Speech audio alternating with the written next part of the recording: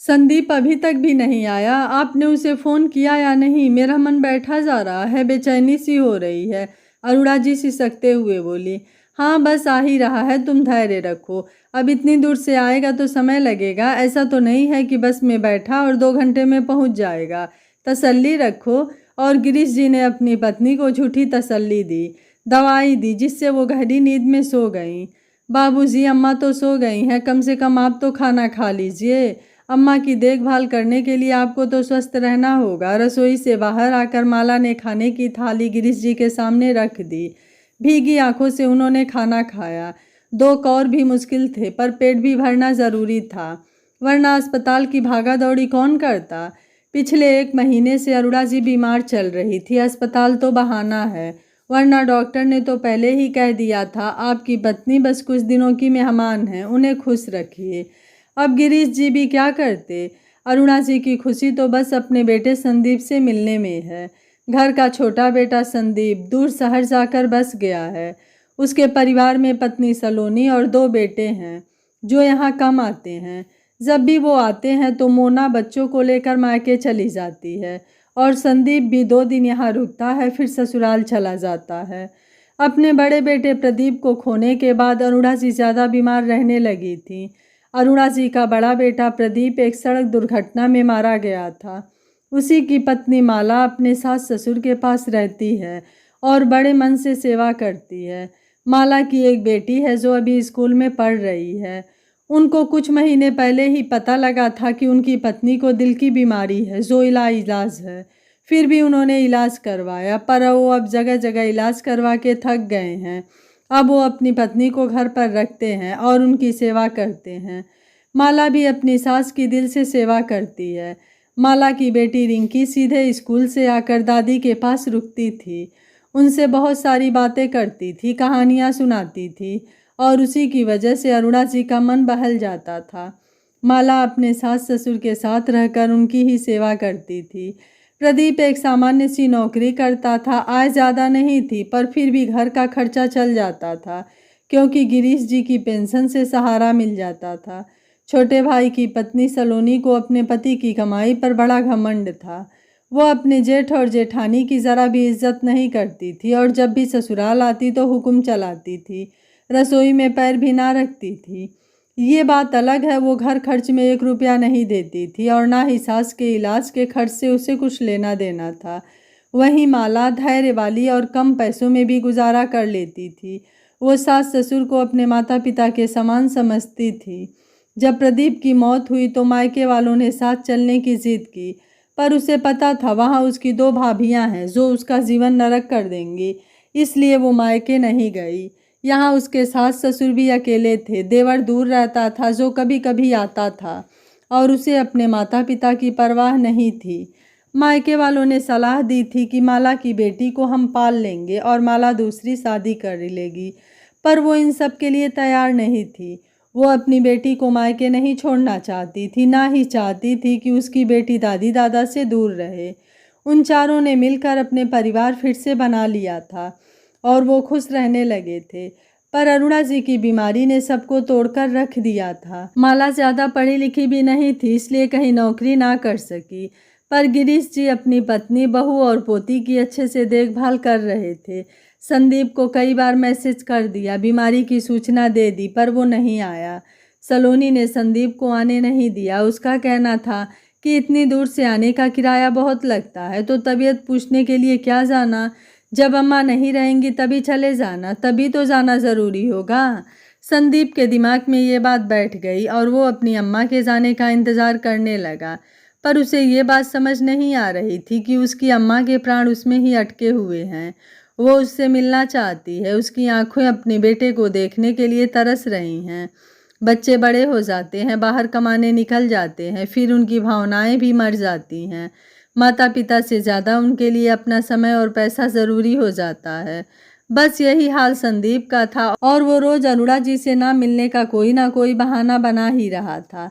अपने बेटे संदीप को अरुणा जी रोज़ याद करती थी, पर गिरीश जी उससे रोज़ झूठ बोल देते थे। एक सुबह माला जब अपनी सास के कमरे में गई तो देखा वो गहरी नींद में थी। गिरीश जी ने बाहर से आकर झकझोरा तो वो हिली भी नहीं।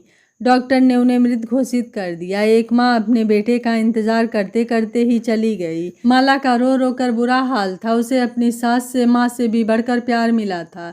गिरीश जी बड़े दुखी थे और उन्होंने अपने बेटे संदीप को भी मृत्यु की सूचना नहीं दी। रिश्तेदारों में से एक ने संदीप को फ़ोन कर दिया तो संदीप परिवार सहित दौड़ा चला आया। अरुणा जी की मृतदेह रखी हुई थी। सारे क्रियाकांड करने थे। पंडित जी ने आवाज़ लगाई कि बड़ा बेटा आगे आ जाए। ये सुनकर गिरीश जी और माला की रुलाई फूट पड़ी। पंडित जी ने छोटे बेटे से कहा तो संदीप ने आगे कदम बढ़ाया, लेकिन गिरीश जी ने टोक दिया। हमारा कोई छोटा बेटा नहीं है, अपनी पत्नी के सारे क्रियाकर्म मैं ही करूँगा। ये सुनकर संदीप को झटका सा लगा। वो गुस्से से बोला, पापा आप ऐसे कैसे कह सकते हैं? मम्मी के सारे क्रियाकर्म मैं ही करूँगा, मैं उनका बेटा हूँ। संदीप, तुमने अपने सभी हक खो दिए हैं। जो बेटा माँ से जीते जी मिलने नहीं आया, वो उसके जाने के बाद सारे क्रियाकर्म करके क्या जताना चाहता है? तेरी मम्मी तेरे लिए तरसती रह गई और तू नहीं आया। उसकी आत्मा को कभी शांति नहीं मिलेगी। प्रदीप के मरने का बहुत बड़ा गम था उसके दिल में। वो उस दुख से बाहर आ सकती थी अगर उसे तेरा प्यार और अपनापन मिल जाता। तूने तो उससे मुंह फेर लिया था। अब तेरे आने का कोई मतलब नहीं है। तू अपनी पत्नी और बच्चे को लेकर जा सकता है। गिरीश जी ने सारी क्रियाकर्म खुद से ही किए और संदीप को हाथ तक नहीं लगाने दिया। संदीप और उसकी पत्नी वहीं पर रहे क्योंकि रिश्तेदारों का उन पर दबाव था। 15 दिनों बाद गिरीश जी ने सब रिश्तेदारों को कहा कि मैं आप सबके सामने जीते जी अपनी जायदाद का भी बंटवारा करना चाहता हूँ, ताकि आप इस सब बात के साक्षी रहें कि मैंने किसी के साथ अन्याय नहीं किया। मैंने अपनी वसीयत बना ली है। मेरे इस दुनिया से जाने के बाद ये घर, गांव वाली ज़मीन, अरुणा के सारे जेवर मैं अपनी बहू माला और पोती के नाम करता हूँ। पापा, आप ये अन्याय नहीं कर सकते हैं। बेटे के रहते हुए बहू और पोती के नाम अपनी जायदाद कैसे कर सकते हैं? आपका एक बेटा मरा है पर दूसरा अभी जिंदा है। आपकी जायदाद पर सिर्फ मेरा हक है। अब भैया तो रहे नहीं तो भाभी भी हकदार नहीं है। इन्हें इनके मायके भेज दीजिए। संदीप की पत्नी ने भी हामी भरी। पापा जी, आपके दो दो पोते हैं, फिर आप जायदाद अपनी पोती के नाम कैसे कर सकते हैं? ये तो ठीक नहीं है। लगता है भाभी ने कोई काला जादू करके सारी जायदाद अपने नाम करवा ली। मेरे पति और बच्चों के बारे में नहीं सोचा। इतने बड़े शहर में हम किराए के घर में रहते हैं। हमने सोचा था कि जायदाद को बेचकर शहर में अपना फ्लैट ले लेंगे, पर भाभी ने तो सारे सपनों पर पानी फेर दिया। तुम दोनों चुप रहो। मेरे लिए मेरे दोनों बेटे मर गए हैं। तू कभी अपनी मम्मी की तबीयत भी पूछने नहीं आया। जब इलाज के लिए पैसों की ज़रूरत थी तब आया। जब तेरे बूढ़े बाप को जवान बेटे के कंधे की ज़रूरत थी तब क्यों नहीं आया?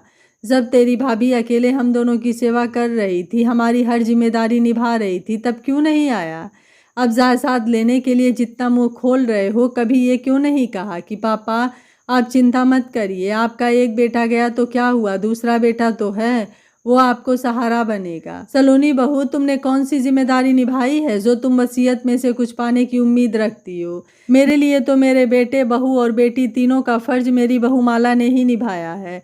माला ही थी जो हमारे साथ हर कदम पर खड़ी थी, चाहे वो अस्पताल जाना हो, चाहे वो मंदिर जाना हो। माला ही थी जो अन्नपूर्णा बनकर हमें भरपेट भोजन प्रेम से बनाकर खिलाती थी। माला ही थी जिसने एक बेटी बनकर दुख की हर घड़ी में हमारे आंसू पोंछे थे। माला ने अपने सभी फर्ज निस्वार्थ भावना से निभाए हैं, कभी हमसे कुछ मांगा नहीं, कोई अपनी इच्छा नहीं जताई। सलोनी बहू, तुमने इस घर के लिए हमारे लिए क्या क्या किया? तुमने तो अपने पति तक को उसकी माँ से मिलने नहीं दिया। तुमने कभी एक गिलास पानी हमें भी नहीं पिलाया। आज तुम्हारे कारण संदीप ने अपने घर आना छोड़ दिया। आज तुम्हारे कारण संदीप ने अपने घर आना छोड़ दिया है। जब तुम्हें हमसे कोई मतलब नहीं है, हमारे सुख दुख से कोई मतलब नहीं है, तो हमारी जायदाद से भी कोई मतलब नहीं होना चाहिए। माला सिर्फ हमारी वजह से अपने मायके नहीं गई, उसने दूसरी शादी तक नहीं की, अपना जीवन इस घर को ही समर्पित कर दिया। रिंकी ने भी हमारा बहुत ध्यान रखा है। रिंकी छोटी है पर अपनी दादी को रोज़ समय देती थी, अपनी मीठी जुबान से दादी को कहानियाँ सुनाती थी। रिंकी साथ थी तो पता चला कि हमारी भी संतान की संतान है। लड़की है तो क्या हुआ, उसने हमें दादा दानी होने का एहसास करवाया है। माना तुम्हारे दोनों बेटे हैं, पर हमारे पास तो कभी ये रहे ही नहीं। हमने कभी अपने पोते को गोद में खिलाया ही नहीं। कभी एक रात भी ये बच्चे अपने दादा दादी के साथ सोए नहीं, कभी हमारे साथ खेले नहीं। तो आज मेरे पोते भी मेरी जायदाद में कोई हक नहीं रखते। जीवन का कुछ पता नहीं, जाने कब क्या हो जाए, इसलिए मैं अभी से सबके सामने बता रहा हूँ। कहीं मेरे जाने के बाद तुम दोनों मेरी बहू और पोती को बेघर न कर दो, इसलिए मैंने यह वसीयत बनवा ली है। गिरीश जी की बात सुनकर वहाँ सन्नाटा छा गया। संदीप और सलोनी ये सुनकर बहुत शर्मिंदा हुए और गिरीश जी से माफ़ी मांगने लगे, पर उन्होंने माफ़ नहीं किया और कहा, दूध का जला छाछ भी फूंक फूंक कर पीता है। अब मेरा तुम दोनों पर से विश्वास उठ गया है। तुम दोनों यहाँ से जा सकते हो। मैं जीते जी कुछ काम करना चाहता हूँ ताकि मेरी बहू को मेरे जाने के बाद परेशानी ना हो। संदीप अपने परिवार को लेकर चला गया। गिरीश जी ने अपने लॉकर में माला का नाम नामित कर दिया और गांव की ज़मीन बेचकर वो राशि माला के नाम बैंक में अकाउंट खुलवाकर डलवा दी, जिससे हर महीने ब्याज के रूप में अच्छी आमदनी हो जाएगी। जीते जी उन्होंने अपनी बहू और पोती के लिए सब इंतज़ाम कर दिया, क्योंकि जो पेंशन मिल रही थी वो उन्हें जीते जी ही मिल पाएगी, लेकिन उनके जाने के बाद माला और रिंकी को कोई परेशानी नहीं हो। अपने बड़े से घर के कुछ कमरे किराए पर उठा दिए ताकि उसके किराए से रिंकी की पढ़ाई और घर का खर्च चलता रहेगा। समाज और रिश्तेदारों में इस अनोखे बंटवारे के बड़े चर्चे थे। बेटा होते हुए बहू के नाम जायदाद करने की सभी प्रशंसा कर रहे थे। आपको संदीप का अपनी जायदाद से बेघर करना और माला के नाम वसीयत बनाने का गिरीश जी का फैसला कैसा लगा, आप मुझे अपनी राय कमेंट बॉक्स में ज़रूर दीजिएगा। आशा है यह कहानी आपको ज़रूर पसंद आई होगी। वीडियो पसंद आया है तो वीडियो को लाइक शेयर एंड चैनल को सब्सक्राइब कर लीजिएगा। Thank you for watching. मिलते हैं अगली कहानी में।